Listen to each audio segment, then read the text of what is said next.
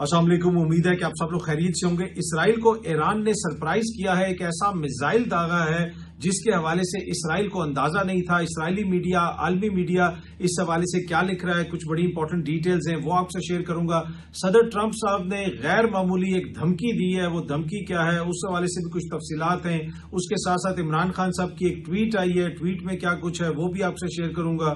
कुछ मजीद खबरें कोशिश होगी कि आज के इस व्लॉग के अंदर वो भी आपसे शेयर की जाए। अगर हम शुरू पाकिस्तान से करते हैं तो फिर ईरान और इसराइल की तरफ जाएंगे। इमरान खान साहब की एक ट्वीट आई, कल इमरान खान साहब की बहनों से उनकी मुलाकात हुई। उस मुलाकात के बाद उनकी एक बहन नौरीन नियाजी साहिबा से मेरी भी गुफ्तगू हुई। उसमें उन्होंने काफी चीजें क्लियर की और जो बजट के हवाले से थी, खुसूसन खैबर पख्तूनख्वा के बजट के हवाले से और कुछ दीगर चीजें थी। एनीवे, अब जो इमरान खान साहब ने अपनी ट्वीट में लिखा है, उन्होंने बताया कि आलमी हालात हैं, जो ईरान इसराइल जो तनाज़ा चल रहा है उसके तनाजुर में उन्होंने अपने एहतजाज को 2 हफ्ते के लिए मौखर कर दिया है। खैबर पख्तूनख्वा का जो बजट पेश करना था, बजट पास करने से पहले मुशावरत के लिए अली अमीन, उमर अयूब, मुजम्मल असलम, तैमूर जगड़ा और शिबली फराज मुझे ब्रीफिंग देंगे, तब भी बजट पास होगा। उन्होंने कहा कि खैबर पख्तूनख्वा का बजट तो पेश करना ही था, लेकिन ये बजट तब पास होगा जब ये लोग आके मुझे मिलेंगे और ब्रीफिंग देंगे।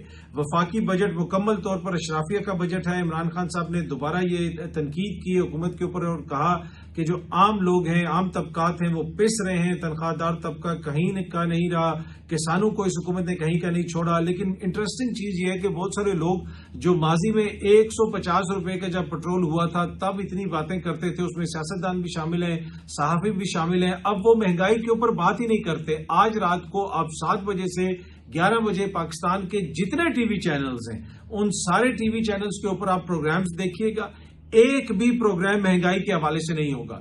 फिर आप जाएं, गूगल करें कि 2022 में पेट्रोल की क्या कीमत थी, 2022 में बिजली की क्या कीमत थी, 2022 में मुर्गी की क्या कीमत थी, 2022 में दूध की क्या कीमत थी और आज क्या कीमत है। और उस वक्त आप देखें कि हर दूसरा प्रोग्राम महंगाई पे होता था।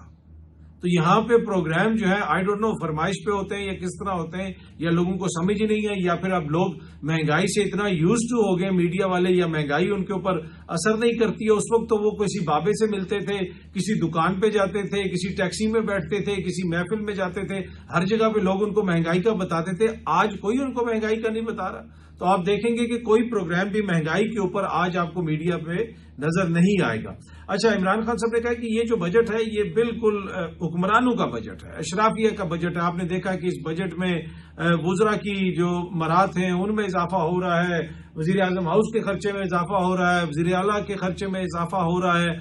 आम बंदे के लिए क्या है? और गैर मामूली इजाफा किया गया। MNAs, MPA, senator, chairman senate, deputy speaker, speaker, deputy chairman senate, इन सब की तनख्वाहों में गैर मामूली इजाफा किया गया। क्या आपने पाकिस्तान की तारीख में कभी ऐसा देखा कि इतनी बड़ी तादाद में एकदम से लोगों की तनख्वाहों में इजाफा किया गया हो, और वो भी 400%, 500% पर? किसी के सर के ऊपर जो भी नहीं रेंगती इस चीज पे। इमरान खान साहब ने यह भी लिखा है कि गुज़िश्ता चंद सालों के दौरान 33 लाख के करीब लोग पाकिस्तान छोड़ के गए हैं। ये ब्रेन ड्रेन भी है, और कोई अपनी जायदाद बेच के पैसे साथ ले गया है, जो थोड़ी बहुत जिसकी जो हैसियत है वो पैसा निकाल के अपना मुल्क से चला गया है। इससे मुल्क को बड़ा नुकसान हो रहा है, ब्रेन ड्रेन भी हो रहा है और मुल्क का पैसा भी बाहर जा रहा है। जिसके पास 3 साल पहले 50,000 रुपए थे, आज उसकी हैसियत बमुश्किल 20,000 है, यानी ये 60% महंगाई है। कोरोना जैसी आलमी वबा और आलमी मौशी बहरान में हमारे मौशी अदादोशुमार देखें और आज देखें, जमीन आसमान का फर्क है। क्योंकि हमारी सारी पॉलिसीज पाकिस्तान की बेहतरी और तरक्की के लिए थी। जब रूल ऑफ लॉ ना रहे तो जमहूरियत खत्म हो जाती है, नाइंसाफी मजीद बढ़ती है, जिसके बायस दहशतगर्दी में भी इजाफा होता है। इससे मईशत मजीद नीचे जाती है और लोगों में मायूसी फैलती है। तो वही बात इमरान खान साहब ने की कि आप हमारे दौर में देखें, इवन कोरोना भी आया था, उस वक्त कितनी महंगाई थी, अभी कितनी महंगाई है, कितने लोग मुल्क छोड़ के जा रहे हैं, क्यों लोग मुल्क छोड़ के जा रहे हैं। बिजनेसेस, एक भी सेक्टर आप बता दें जिस सेक्टर के अंदर लोग ये कह रहे हो कि जनाब हमारे मुनाफे में बहुत ज्यादा इजाफा हो गया है, हमारा जो सेक्टर है वो बड़ी तेजी से तरक्की कर रहा है। हर सेक्टर के अंदर आपको लगता है ऐसे कि लोग तंग हैं, कुछ सेक्टर्स के अंदर तो वाज़ेह डिक्लाइन भी आपको नजर आती है। अच्छा जी, इमरान खान साहब ने जो एहतजाज मुखर करने का फैसला किया है, उसके ऊपर ख्वाजा साद रफीक साहब का मैं एक ट्वीट देख रहा था, बड़ा इंपॉर्टेंट ट्वीट है। उन्होंने कहा कि तहरीक इंसाफ के बानी इमरान खान के ऑफिशियल एक्स अकाउंट के ऐलान के मुताबिक بدلتے عالمی حالات کے باعث انہوں نے اپنی جماعت کے احتجاجی تحریک کو یعنی اپنی جماعت کی احتجاجی تحریک کو 2 ہفتے کے لیے مؤخر کر دیا ہے اور کہا ہے کہ موجودہ حالات کے اثرات پاکستان پر بھی آئیں گے۔ اس بیان میں انہوں نے قوم کو متحد کرنے کی ضرورت پر ایک طرح سے زور دیا ہے۔ خواجہ صاحب نے آگے لکھا ہے اپنی ٹویٹ کے اندر کہ جی عمران خان صاحب سے میرا بڑا اختلاف ہے، لیکن اس کے باوجود یہ جو ان کا فیصلہ ہے اس موقع کے اوپر میں اس کی تائید کرتا ہوں اور اس کو خیر مقدم کرتا ہوں۔ انہوں نے یہ بھی لکھا کہ حکومت کو بھی عمران خان کے اس فیصلے کا مثبت انداز میں جواب دینا چاہیے، کیونکہ ایران اسرائیل جنگ چل رہی ہے، پاکستان پہ بھی اثرات آ سکتے ہیں اور عمران خان صاحب نے قوم کو متحد کرنے کی کوشش کی ہے، اپنے احتجاج کو مؤخر کیا ہے، تو خواجہ سعد رفیق صاحب جو ہیں اس کی تعریف کر رہے ہیں۔ اچھی بات ہے، دونوں سائڈ سے چیزوں کو دیکھنا چاہیے، لیکن ایک چیز میری سمجھ سے جو ہے نا بالاتر ہے، میں اکثر لوگوں کو سنتا ہوں، اس میں سیاستدان بھی ہیں لیکن اس میں دانشور کافی زیادہ ہوتے ہیں، کبھی ادھر یوٹیوب پہ بیٹھے ہوتے ہیں، کبھی اس کو انٹرویو دے رہے ہوتے ہیں، کبھی ٹی وی پہ بیٹھے ہوتے ہیں، کبھی کہیں اور سے بات ہو رہی ہوتی ہے، وہ ایک چیز کا ذکر کر رہے ہوتے ہیں۔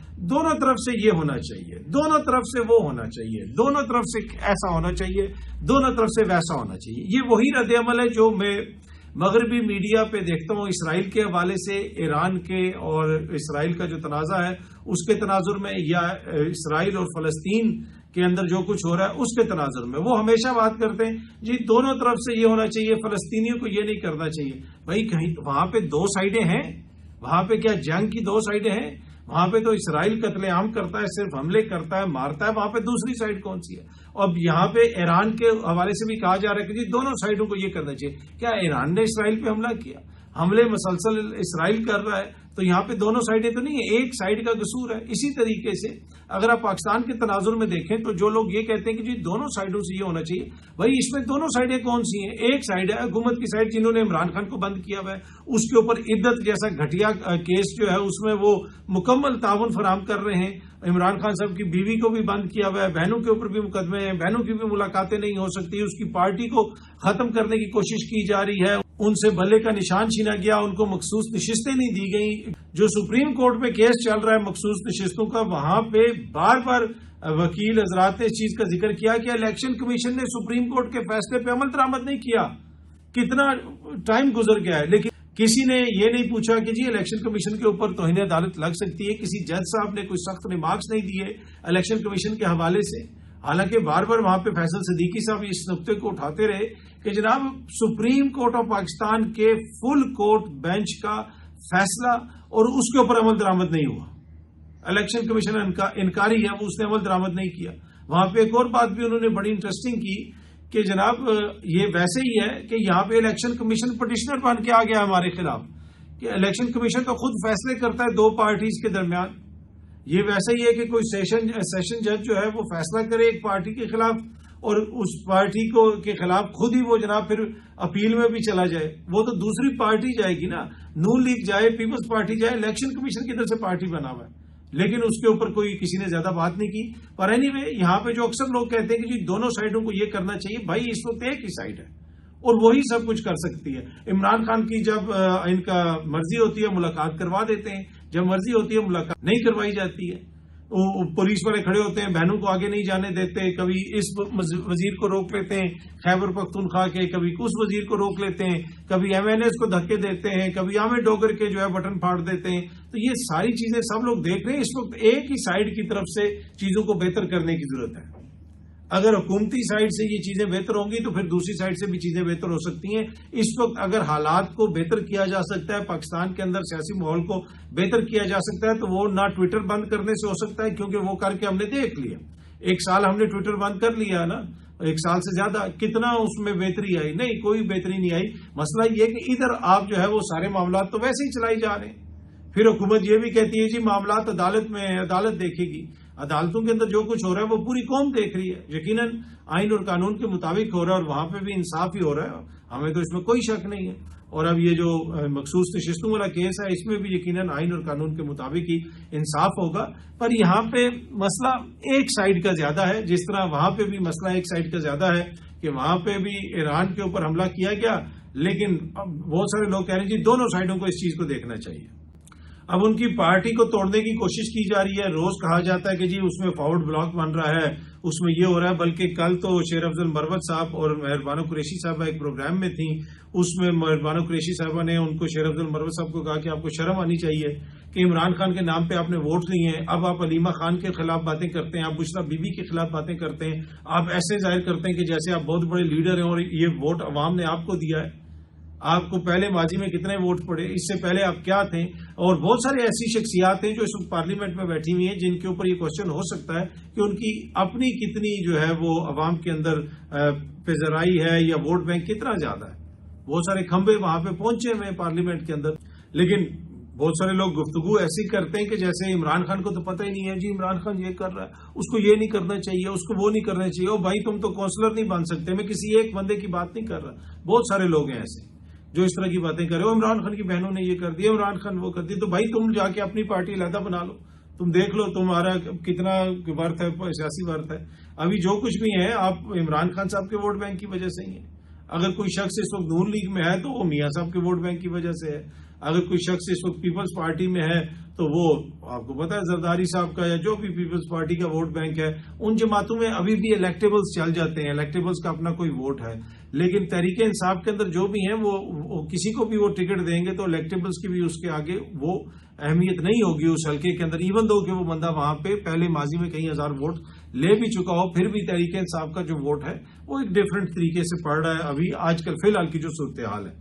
اور اینی وے مہربانو قریشی صاحبہ نے کافی سخت الفاظ میں شیر افضل مروت صاحب کے اوپر تنقید کی اور ان کو ایک طرح سے یہ کہا کہ بھائی آپ عمران خان کے نام کی وجہ سے یہاں پہ بیٹھے ہوئے ہیں, آپ کی اپنی حیثیت یہ. انہوں نے یہ بھی کہا کہ 2 سال پہلے تک آپ کو جانتا کون تھا, ویئر ور یو, کون تھا شیر افضل مروت, کسی کو پتہ ہی نہیں تھا. عمران خان کے ساتھ آپ لگے ہیں تو آج آپ کی یہ مقبولیت ہے, لیکن اپنے فائدے اٹھا کے آپ سائڈ پہ ہو گئے ہیں. شیر افضل مروت صاحب نے بھی آگے سے مہربانو صاحبہ پہ کہا کہ آپ کا بھائی کدھر ہے, اور اس کے اوپر جو ہے اس نے ضمیر فروشی کی ہے, اپنا ووٹ بیچا ہے, یہ وہ اس قسم کے انہوں نے بھی الزامات لگائے. اور مہربانو صاحبہ نے کہا کہ نہیں جناب ایسی کوئی بات نہیں ہے, کدھر ہے ثبوت, میرا والد تو آج بھی 2 سال سے جیل کے اندر ہے. تو یہ ساری باتیں وہاں پہ پروگرام کے اندر ہوتی نہیں. دوسری جانب شاہ محمود قریشی صاحب کچھ دن اسپتال میں تھے, اب اسپتال سے ان کو دوبارہ کوٹ لکھپت جیل منتقل کر دیا گیا ہے. اچھا جی, پاکستان کے وزیر دفاع نے جو ایران کے آپ ایک ڈیفیکٹو کنگ کہہ لیں یا ان کا جو شاہی فیملی تھی اس سے تعلق رکھنے والے رضا شاہ پہلوی جو ہیں نمبر 2, ان کی ایک ویڈیو کے اوپر ٹویٹ کی ہوئی ہے پاکستان کے وزیر دفاع نے, اور اس میں جو انہوں نے زبان استعمال کی ہوئی ہے اس میں انہوں نے جو اس کی کوئی مثال نہیں ملتی کہ دنیا کی کسی ذمہ دار ریاست کا وزیر دفاع اس قسم کی زبان استعمال کرے. یہ کہتے ہیں جی بچوں کی زبان گندی ہوگی. یہاں پہ باقاعدہ انہوں نے گالیاں دی ہوئی ہیں. ایک ورڈ ہوتا ہے ہور, اب اس کے اتنا گندا مطلب ہے, یہ اتنا غلیظ ورڈ ہے, یہ انہوں نے یوز کیا ہوا ہے ان کے لیے. ساتھ ساتھ انہوں نے ایک اور بڑا گندا لفظ یوز کیا ہوا ہے, put your money where your this is, اور پھر ورڈ انہوں نے ایک اور بھی یوز کیا ہوا ہے. پر اینی وے انہوں نے مطلب انتہائی کے ایک عامیانہ قسم کی گفتگو کی ہے کہ شو سم بالز, مطلب یہ کس قسم کی گفتگو ہے, یہ ایک وزیر دفاع گفتگو کر رہا ہے. بھائی آپ تنقید کوئی بہتر طریقے سے بھی کر سکتے ہیں. یہ لوگ کہتے ہیں کہ جی نوجوانوں کی زبان گندی ہو گئی ہے. کیا آپ کوئی مثال دے سکتے ہیں کہ دنیا کا کوئی وزیر دفاع ایک اپنی ٹویٹ کے اندر اس طرح کے لفظ استعمال کرے, جسم کے گندے حصوں کے نام لکھے اور کہے کہ جناب وہ تھوڑا سا دکھائیں, وہ شو کریں, ساتھ جو ہے وہ ہور جیسا ورڈ استعمال کرے. اس کا آپ اردو ترجمہ کیجئے گا, ہور کا کیا مطلب ہوتا ہے. تو یہ ہمارے ملک کے وزیر دفاع ہیں, یہ ٹویٹ کر رہے ہیں. پر اینی وے کہا جاتا ہے کہ جی 2012 میں یا 2014 میں جب کنٹینر پہ عمران خان صاحب نے کھڑے ہو کے اوئے کہا تھا تو اس ملک کی سیاست کی زبان گندی ہو گئی تھی. کسی دن آپ کو پوری تاریخ بتاؤں گا کہ اس ملک میں کس وقت کے اوپر کس سیاستدان نے کیا کہا, کس نے کس کو سور کا بچہ کہا, کس نے کس کو کیا کہا. یہ پوری ہر چیز ریکارڈ کا حصہ ہے.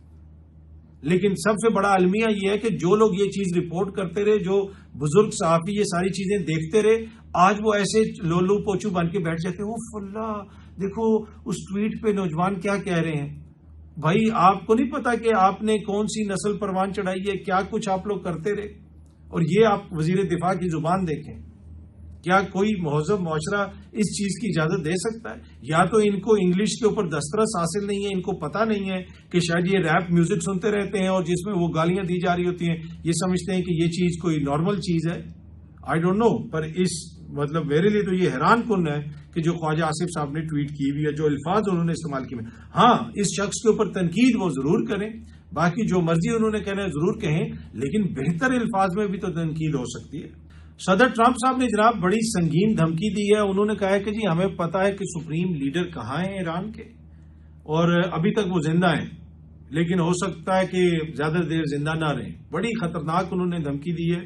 اس کے ساتھ ساتھ امریکہ کے اندر اب باقاعدہ اس چیز کے اوپر مشاورت ہو رہی ہے کہ ہم نے ایران پہ حملہ کرنا ہے، وہاں سے ہتھیاریں موو کیے جا رہے ہیں. ایک اور ان کے جو سینیٹر ہیں ٹیڈ کروز صاحب، انہوں نے ایک ٹی وی انٹرویو میں وہ بھی اس چیز طرح کی باتیں کر رہے ہیں کہ جی ایران پہ حملہ ہونا چاہیے، اسرائیل جو ہے وہ ایسے کر رہا ہے. تو ان سے صحافی نے پوچھا کہ آپ کو پتا ہے کہ ایران کی پاپولیشن کتنی، آبادی کتنی ہے؟ ان کا جی مجھے نہیں پتا. انہوں نے کہا کہ تم وہ سینیٹر ہو جو کہہ رہا ہے کہ ایران میں حکومت کا تختہ الٹ دو، تمہیں یہ بھی نہیں پتا کہ وہاں کی آبادی کتنی ہے. ان کو کسی چیز کا نہیں پتا، بس وہ باتیں کی جا رہی ہیں کہ جی یہ نیوکلیر یہ ہو جائے گا تو وہ ہو جائے گا. انتہائی غیر ذمہ دارانہ اور غیر سنجیدہ طریقے سے امریکہ کے اندر اس وقت چیزیں ہوتی ہوئی آپ کو نظر آ رہی ہیں. اور صدر ٹرمپ جو بیانات دے رہے ہیں ان کی تو کوئی نظیر نہیں ملتی. یہ خواجہ آصف صاحب کے بیانات تو ہیں ہی ہیں، صدر ٹرمپ صاحب کے بیانات اتنے عامیانہ ہیں کہ وہ لوگ حیران ہو رہے ہیں کہ یہ کس قسم کی باتیں کر رہے ہیں، کہ کیا امریکہ کا صدر ہے یا کوئی سڑک کا گنڈا ہے جو یہ کہہ رہا ہے کہ جی تم ابھی تک زندہ ہو، زیادہ دیر زندہ نہیں رہو گے، اور یہ اور وہ اس طرح کی باتیں. پر ان کی جو نالج ہے ان کے لوگوں کا، وہاں پہ بہت سارے امریکنز کا جو فیصلہ ساز ہیں جو اس طرح کی باتیں کرتے ہیں، حالت یہ ہے کہ ان کو یہ بھی نہیں پتا کہ ایران کی آبادی کتنی ہے. ٹرمپ کہہ رہا ہے جناب تہران پورا خالی کر دو. نیو یارک سے زیادہ آبادی ہے تہران کی، اتنا بڑا شہر ہے تہران. نیو یارک جتنی ان کی آبادی ہوگی آگے پیچھے ہوگی، آپ کہہ رہے ہیں کہ جی وہ پورا خالی کر دو. کوئی اس سے آپ ان کی عقل سمجھ کا اندازہ لگائے نا. پہلے کہتے تھے کہ جی میں نے پیس لے کے آنا ہے، میں نے کوئی وار نہیں کرنی، اب ایران کو دھمکیاں دے رہے ہیں.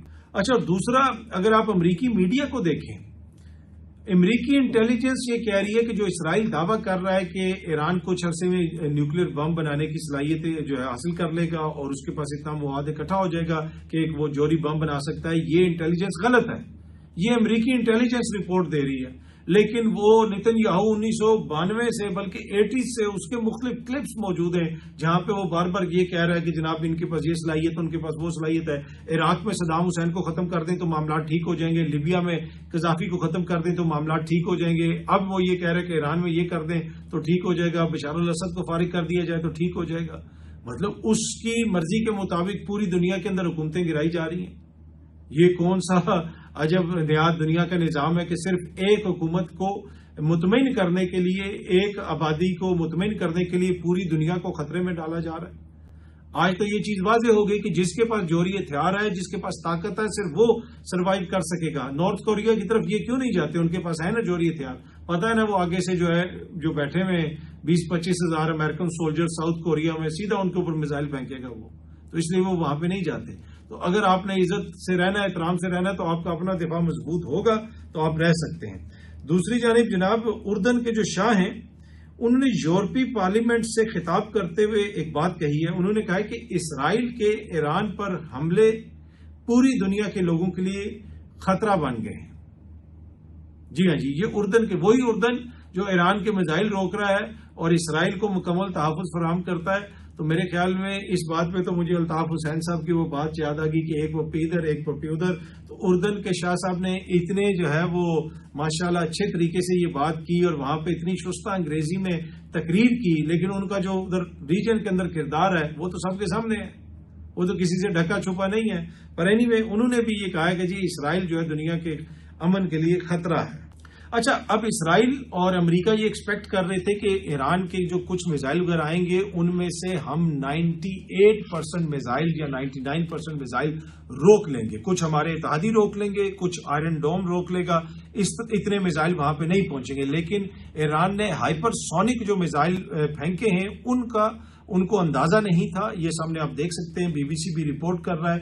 ایران کا تل ابیب پر ہائپر سونک الفتح میزائل داغنے کا دعویٰ، اسرائیل کی تہران کی قریب تنصیبات کے خلاف کارروائی. اب ایران نے جو تل ابیب پر ہائپر سونک میزائل پھینکا ہے اور کچھ اور جگہوں پہ بھی یہ میزائل گرے ہیں، وہ میزائل یہ ڈیٹیکٹ نہیں کر سکے۔ اگر آپ دیکھیں مختلف جو ان کے تجزیہ کار ہیں، جو اسرائیلی میڈیا پہ آ رہے ہیں، جو مغربی میڈیا پہ آ رہے ہیں، وہ یہ کہہ رہے ہیں کہ یہ ایکسپیکٹ نہیں کیا جا رہا تھا، یہ انٹیلیجنس نہیں تھی کہ یہ میزائل یہاں تک اندر آ جائیں گے اور ان کو ہم روک نہیں سکیں گے۔ اور اسی وجہ سے ٹرمپ نے ایک دم سے یہ دھمکیاں دینی شروع کی ہیں کہ جناب تہران کو خالی کر دو، آیت اللہ کو جو ہے وہ ہم ٹارگٹ کر دیں گے، یہ کر دیں گے، وہ کر دیں گے، کیونکہ ان کو اچانک پتا چلا ہے کہ ایران کے پاس اتنا میزائلوں کا ذخیرہ ابھی بھی ہے اور ہماری انیشل کارروائی کے بعد بھی وہ ریٹیلیٹ کر رہا ہے۔ اور انہوں نے یہ سمجھا تھا کہ جو اسرائیل کی انیشل کارروائی ہوگی اس کے بعد ایران ریٹیلیٹ نہیں کر سکے گا، اگر کرے گا بھی تو بڑی اس کی محدود سخت ہوگی، کوئی ایسا میزائل نہیں ہوگا جس کا ہمیں پتہ نہ چلے۔ ہاں یہ ہو سکتا ہے کہ کچھ میزائل مس ہو جائیں، جس طرح میں نے پہلے بھی بتایا، لیکن اب کچھ حملے ایسے ہوئے جن کو اسرائیل ڈیٹیکٹ ہی نہیں کر سکا، اور اس کی وجہ سے ادھر بہت پینک کریٹ ہوا ہے کہ یہ نہ ہو کہ کوئی میزائل غلطی سے ادھر ادھر چلا جائے جہاں پہ ان کی دوسری چیزیں ہیں۔ تو اس وجہ سے وہ چاہتے ہیں کہ جی فوراً کوئی نہ کوئی چیز حل کی جائے، یا تو اس میں امریکہ کودے اور مکمل طور پہ تباہ کر دے، کارپٹ بمنگ وہاں پہ کرے، ان کی تمام صلاحیت کو ختم کر دے، یا پھر ایران کے ساتھ کوئی سمجھوتا ہو جائے۔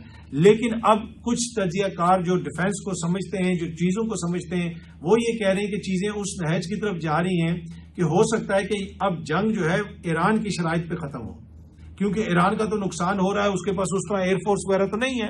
ایران کا اب تک جو بھی نقصان ہوا ہے، ایران کا نقصان اسرائیل سے بہت زیادہ ہوا ہے۔ میں وہ ان یوٹیوبرز کی طرح کوئی گلوریفائی نہیں کر رہا کہ جی تل ابیب تباہ ہو گیا، بجلیاں کڑک گئیں، اسرائیل پہ قہر نازل ہو گیا، ایسی کوئی صورتحال نہیں ہے۔ لیکن اسرائیل یہ ایکسپیکٹ نہیں کر رہا تھا کہ میرے منہ پہ یہ موقع پڑے گا، وہ یہ سمجھ رہا تھا کہ کوئی ادھر آگے پیچھے تھوڑی بہت کوئی جناب مجھے دھکم پیل ہو جائے گی، لیکن ابھی ڈائریکٹ اس کے ناک کے اوپر ایک موقع پڑا ہے جس کی وجہ سے اس کو تھوڑی سی فکر ہے۔ تو ایسی وہ کوئی خود غرض ریاست ہے کہ اس کی کوئی مثال نہیں ملتی ہے۔ انہوں نے جو بنکرز بھی بنائے ہوئے چھپنے کے لیے، وہاں پہ جو غیر ملکی ورکرز ہیں وہ ان کو نہیں گھسنے دیتے، ادھر کوئی دوسرے ریلیجن والا گزر رہا تو اس کے اوپر تھوک رہے ہوتے ہیں۔ وہ ایسی انتہا پسندی، ایسی مذہبی انتہا پسندی آپ کو دنیا میں کہیں پہ بھی دیکھنے کو نہیں ملے گی جو وہاں پہ ملتی ہے۔ اس سے زیادہ اور کیا انتہا پسندی ہوگی؟ وہ کہتے ہیں جی 2000 سال پہلے ہمیں جو ہے یہ زمین مل گئی تھی، اب ہم دنیا میں جدھر مرضی رہتے ہیں ہم آئیں اور یہ زمین ہماری ہے۔ اس سے زیادہ اور کیا انتہا پسندی ہوگی؟ پر اینی وے اسرائیل کافی زیادہ سرپرائز ہے، اور اسی وجہ سے اس کی خواہش ہے کہ یا تو معاملے کو حل کروائیں ٹرمپ، یا فوراً وہ اس کے اندر جمپ کریں اور کودیں۔ اور یہی وجہ ہے کہ G7 کے اجلاس کو چھوڑ کے ٹرمپ صاحب جو ہیں وہ واپس امریکہ پہنچے ہیں اس صورتحال کی وجہ سے۔ اب G7 میں جو اجلاس جاری ہے، یہ جناب وہاں کے جتنے سربراہان مملکت ہیں ان کی جو شرکت ہوئی ہے اس اجلاس کے اندر، ان کا ایک گروپ فوٹو آیا، یہ سامنے آپ گروپ فوٹو دیکھ سکتے ہیں۔ لیکن سرپرائز اس گروپ فوٹو میں مودی کہیں پہ نظر نہیں آ رہا۔ اب انڈیا کے اندر بھی لوگ پوچھ رہے ہیں کہ مودی کدھر ہیں؟ اب G7 کے سمٹ سے مودی صاحب جس قسم کی تصویریں شیئر کر رہے ہیں، یہ کوئی ٹین ایجر اگر کہیں پہ جائے کسی پارٹی کے اندر اور جہاں پہ وہ بڑے لوگوں کو دیکھے، وہ اس قسم کی تصاویر شیئر کرے تو کوئی تک بنتی ہے یا کوئی سمجھ آتی ہے۔ انتہائی نادیدی قسم کی تصاویر، ایک انہوں نے تصویر ایمینوئل میکران صاحب کے ساتھ شیئر کی ہوئی ہے اور لکھا ہوا ہے it's always a delight to interact with my friend. یہ my friend, India's friend Donald Trump, ہر کسی کو یہ اپنا فرینڈ، اور یہ کون سا فرینڈ ہوتا ہے؟ کچھ میں دیکھتا ہوں پاکستان کے اندر بھی لیڈروں نے لکھا ہوتا ہے کہ جی مائی بردر، مائی فرینڈ، یہ سب فضول اور بکواس باتیں ہیں۔ کوئی آپ کا فرینڈ نہیں ہوتا عالمی سطح کے اوپر، صرف آپ کے مفادات ہوتے ہیں، ملکوں کے تعلقات ہوتے ہیں۔ ذاتی حیثیت میں ڈو یو ریئلی تھنک کہ کسی کیفے کے اندر مودی بیٹھا ہو اور میکران صاحب بیٹھے ہوں اور مودی کے ساتھ جا کے میکران بیٹھے گا اور گپ شپ لگائے گا ذاتی حیثیت میں، اگر وہ انڈیا کا وزیر اعظم نہ ہو؟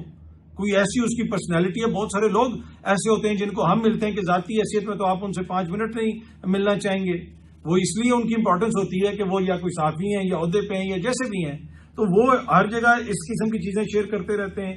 ایک اور ٹویٹ جو ہے وہ اٹلی کی پرائم منسٹر نے کی ہوئی ہے، جس میں انہوں نے انڈیا اور اٹلی کی دوستی کی بات کی ہے۔ انہوں نے یہ نہیں کہا کہ میرا فرینڈ مودی، اور اس تصویر کے اندر آپ مودی صاحب کی ہنسی دیکھیں کہ جیسے نہیں ہوتا کوئی انتہائی احساس کمتری کا شکار پہلی دفعہ کسی بڑے بندے سے ملا ہے۔ اور ایک دفعہ یہ اکشے کمار کو کوئی انٹرویو دے رہے تھے، اس میں بھی یہ کہہ رہے تھے کہ ہم تو اوباما سے تو ہماری بڑی دوستی ہے، تو تکاڑ پہ ہم بات کرتے ہیں۔ تو اس قسم کی جناب یہ باتیں کرتے ہیں، اور اس کے اوپر بھی مودی صاحب نے کوٹ ٹویٹ کیا ہوا کہ کہیں میری یہ کوئی تصویر مس نہ ہو جائے پھر انہوں نے ایک اور کسی کے ساتھ تصویر شیئر کی ہوئی ہے، پھر کسی اور پریزیڈنٹ لولا نے ایک تصویر شیئر کی ہوئی ہے، اس کو بھی مودی صاحب نے دوبارہ جو ہے وہ شیئر کیا ہوا ہے with to dear friends. President انہوں نے ساؤتھ افریقہ کے پریزیڈنٹ اور پریزیڈنٹ لولا آف برازیل دونوں کی جو ہے کے بارے میں لکھا ہے کہ ٹو ڈیئر فرینڈز. تو یہ سارے ان کے ذاتی دوست ہیں.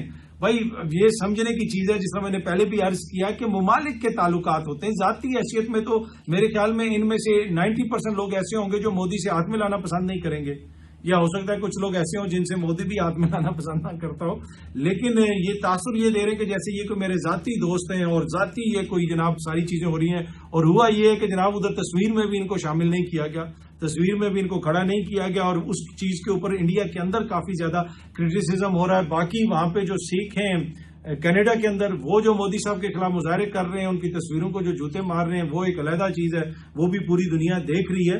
لیکن یہ پرائم ایگزامپل ہے کہ کیسے ایک احساس کمتری کا شکار شخص جو ہے، جو امیچور نہیں ہو سکا، جو ایز اے لیڈر گرو نہیں کر سکا، وہ اپنے ملک کے اندر تک تو ٹھیک ہے، لیکن باہر جب وہ جاتا ہے تو کیسے وہ لوگوں کو دیکھ کے جو ہے اس کی ایسے آنکھیں کھل جاتی ہیں جس طرح بچے کی آنکھیں جو ہے وہ آئس کریم کو دیکھ کے یا ٹافی کو دیکھ کے کھل جاتی ہیں، اور وہ سمجھتا ہے کہ ضروری ہے کہ میں نے پوری دنیا کو دکھانا ہے کہ میری اس کے ساتھ بھی فوٹو ہے، میری اس کے ساتھ بھی فوٹو ہے. یہ کوئی عام بندہ کرے، ہمارے جیسا بندہ کرے جس کو کوئی بڑے لوگ نہیں ملتے. یہ تو ایک ملک کا وزیر اعظم ہے، دنیا کے سب سے بڑا جمہوری ملک ہے آبادی کے لحاظ سے، تو اس کے وزیر اعظم کو اتنی زیادہ احساس کمتری ہے کہ ہر چوتھے بندے کے ساتھ اس نے فوٹو کھنچوانی ہے، اور فوٹو پھر جو ہے اس نے جاری بھی کروانی ہے. بہت جلدی آپ سب دوستوں سے دوبارہ ملاقات ہوگی. Thank you very much.